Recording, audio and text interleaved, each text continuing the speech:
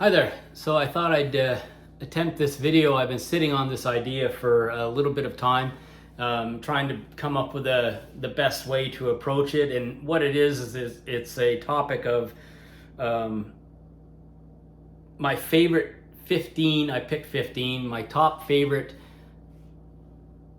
deceased artists. So I guess why I've been sitting on this is to try to, come at this with a respectful method, because how do you rank or pick people's lives? It's kind of, it's not really possible to or right to rank people's lives, but I did as a music fan, as a rock and roll follower. I did choose 15 down to one. And the reason I did that, or how I did that, is to look at it as sort of who impacted me in forming my music taste and my music collection, records and CDs. And that's how I approached it. They're all obviously important people, and anybody that's gone before had a life that was important. Everybody does. But these are people that I sort of ranked because of how they influence my listening life and rock and roll and my collection, and the time I spent listening to these people. Many are really great songwriters. I'm a music fan, but I'm a song guy and I'm a lyric person. So many are important songwriters and left a great career behind them. But they're all impactful people. They're all famous people, of course. So I just wanted to go through this and talk a little bit about these people and mention what they meant, how they meant to me, what they meant to me, and also a little bit of their careers and the legacy they left behind. So that's what I'm going to do. So number 15 is a singer, Chester Bennington from Linkin Park. And Chester was a really great, obviously just a great vocalist, a beautiful voice, could really belt it out, and that hard rock singing, but also had a very beautiful voice as well. This is the final album he was part of, called One More Light. Chester succumbed to his mental health and addictions, and it was a little bit of for me as a fan, a little bit of more than a little bit of a shock when that happened, because he was Linkin Park were still very, very important band, and he was really close friends with Chris Cornell, and that's part of it. But obviously he had his internal battles. If you listen to the songs from Linkin Park through the years, especially this is their final album, One More Light, that he was part of not long before this all happened to him, with him and his death. And the songs are pretty spooky, the way that they're written, and the words and how he sings them. It's there's some uplifting songs, but there's a lot of songs that he's really battling to win his internal war, which inevitably he did not. But Chester Bennington is my number 15. What a great singer, part of a great band. My number 14, also a singer, and a different scenario though. Scott Weiland from Stone Temple Pilots. Okay, that was his core band, and this is Purple, one of their best records. And I didn't see Chester live. I didn't see Scott live. That's the way it goes. But he also was part of a really great supergroup called Velvet Revolver.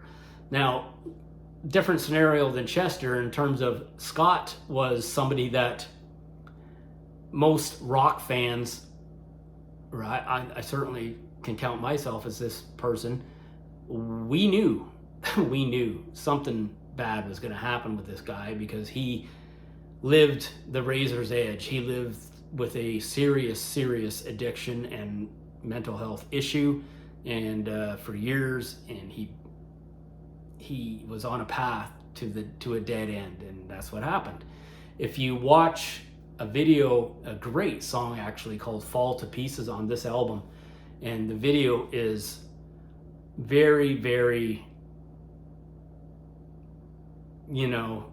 mirrors what happened to him. It was basically a telling story about the way his life is and happened, and it's kind of scary to watch that video. It's a beautiful video, great song, but man, his life happened exactly like that video, it seems. So too bad, but both people that still had a lot to offer and left too soon. And here's another guy that left too soon, Bon Scott, AC/DC. When I was a young kid, I got into AC/DC, one of my first real great bands. And, I was too young to really grasp the individual person, but I loved the music. And Bon Scott was a guy that took AC/DC for their first half of their career, and he was burning bright. This guy, he burned bright.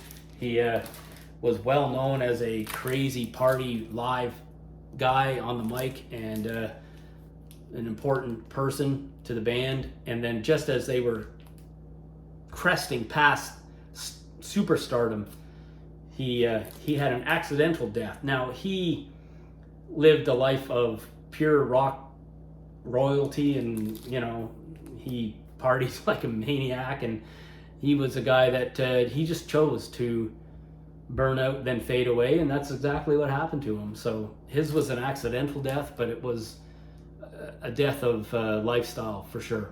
So Bon Scott, he is my number 13. Okay, my number 12 is Kurt Cobain. Obviously, most of us that follow music at all, or if you're on the even fringe of music, you know who Kurt Cobain is. He was an amazing singer, guitarist, songwriter for Nirvana, and another guy that had serious addiction and mental health issues, and despite that had an amazing gift.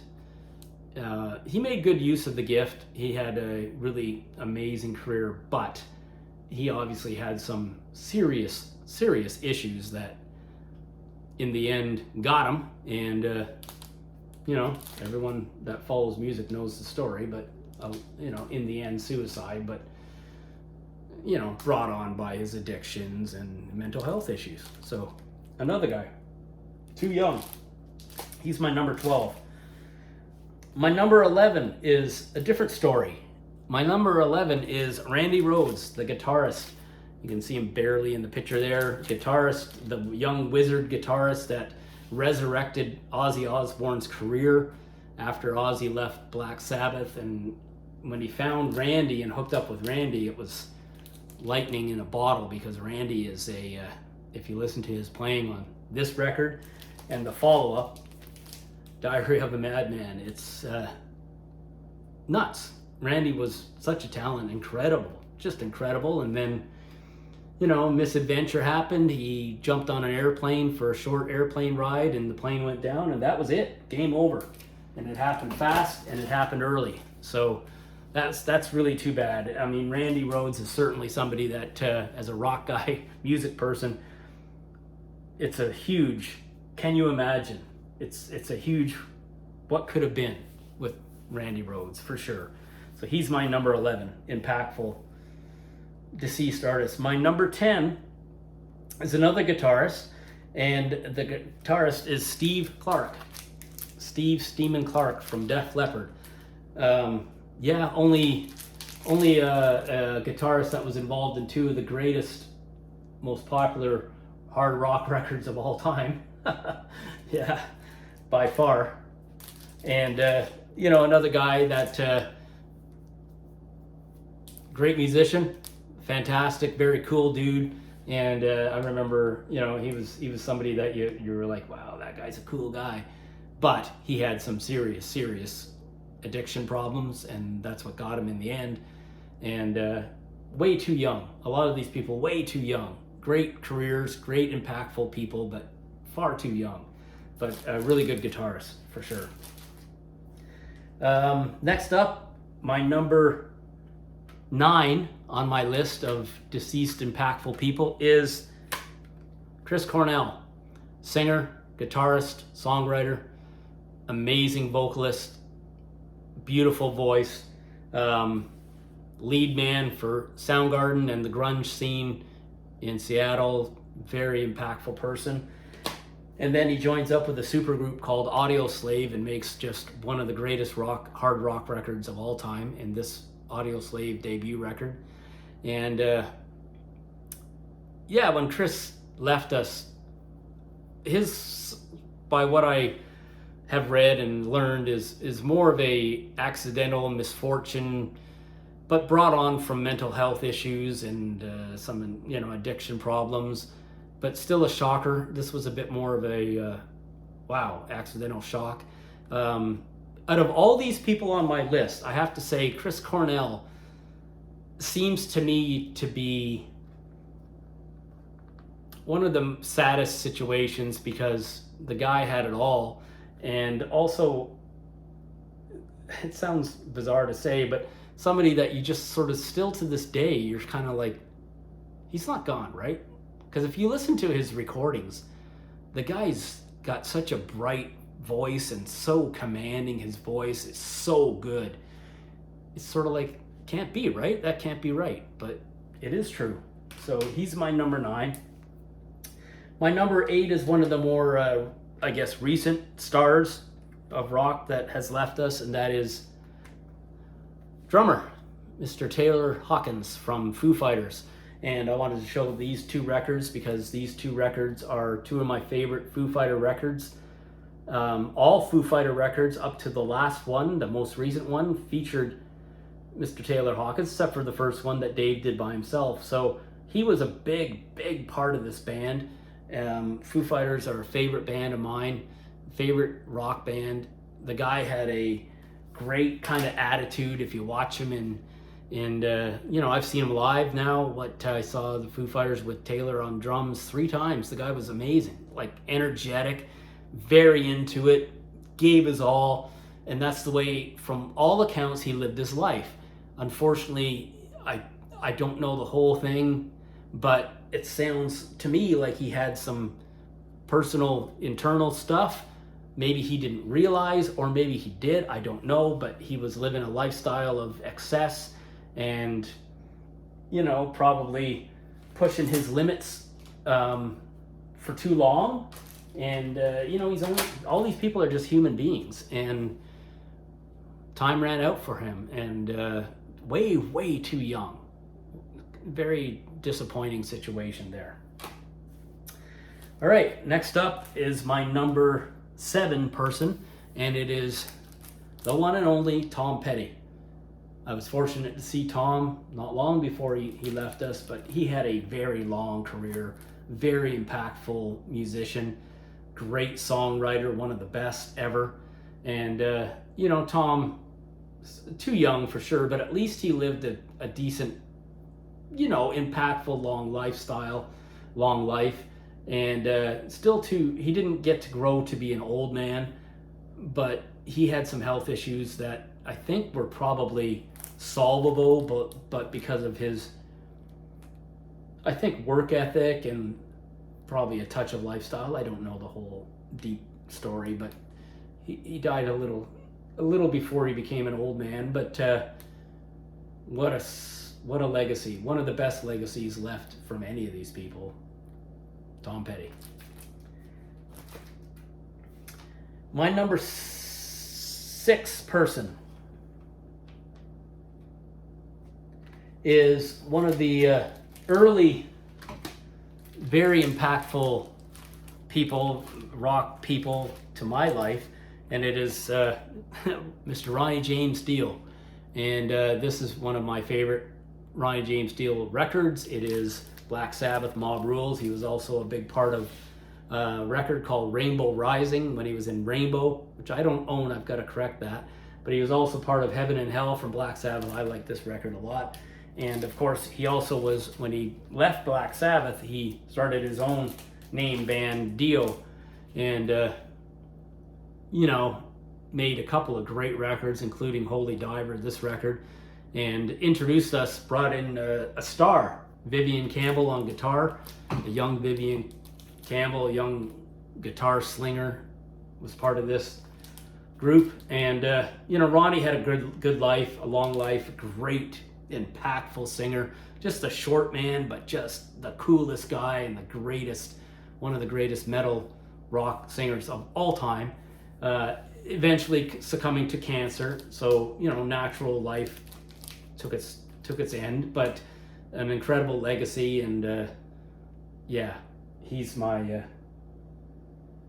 right up there, man. He's my number 6 person. Okay, my number 5 person is a band that I loved a lot, saw them a couple of times live, and it is the Cranberries, and the person is the singer, Dolores O'Riordan. And Irish band, incredible. This is a great record that they made that was very, very famous when Dolores was very thin, and she had there was a lot of buzz going around. Something's wrong with her, but she was still on top of everything then, and one of the best voices ever. And this is Bury the Hatchet, another record that if you want to get a taste of Dolores's singing and that voice, listening to this record and some of the tracks off this is just amazing. Dolores O'Riordan died suddenly, surprisingly in a bad, accidental death, but another person that had issues with mental health and then addiction issues over the years, and then sort of like an accidental death. Shocking to me. I was a big fan of Cranberries and Dolores, and remain so to this day.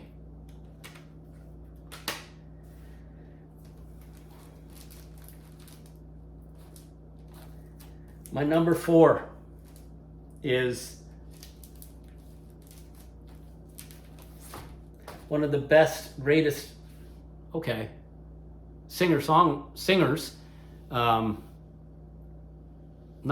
drummers and songwriters of all time, and it is Mr. Neil Peart from Rush. So I'm going to show Moving Pictures, and I'm going to show Power Windows. Moving Pictures featuring Tom Sawyer, one of the greatest drum performances of all time. Power Windows featuring Mystic Rhythms, one of the greatest drum performances ever. Neil Peart. So Neil, what a guy this guy is. So, you got it just makes you smile, Neil Peart, because he was an incredible talent, one of the sort of most anti-rock stars in this entire list of people. He was a extremely intelligent individual. I get the sense that Neil would have been a supreme star of whatever walk of life he would have chosen to enter into. He was just built like that, wired like that. He was capable, highly intelligent, highly diligent. I've read a lot of stuff from Neil. He was an incredible writer, and a very humble type of guy, a very private guy, very task-oriented, very proud person. The best ever, in my view, the best ever that's ever been a drummer and a songwriter, Neil Peart. And in the end, a bizarre end of the road for Neil after all of the troubles that he went through with some death in his own immediate family, and to rise above these challenges. And in the end, such an intelligent person, and he succumbs to a brain cancer. It's a strange end for a man that was a special individual, Neil Peart. My number 3 is someone that is one of the earliest rock stars that I gravitated to as a kid. I loved him. and it is that guy right there, Mr. Malcolm Young from AC/DC. So you got Angus Young, the guitar wizard, the star, the guitar guy, but his brother, Malcolm, was the guy that, as much as I loved Angus, Malcolm was the guy I wanted to be. You wanted to be that guy. One of the first guys that, as a kid, I wanted to be that guy. And the reason is he was so cool, so consistent with his style. There he is here. Look at that guy. For us kids, he was the coolest guy. Didn't say much vocally. He didn't need to. He was just on that guitar, making those riffs happen and writing those songs. And he was an amazing guy. Lived a pretty good long life, a life of stardom, a life of great rock and roll. In the end, he had dementia and succumbed to, I guess, really just age and natural existence. But he left a great legacy of music and one of the pillars of one of the greatest rock bands there will ever be, for sure. My number 2 is Mr. Gord Downie. And,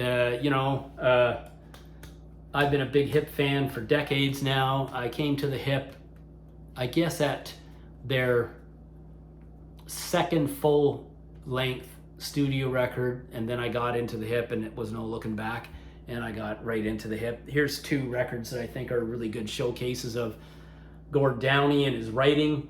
We Are the Same, Phantom Power, and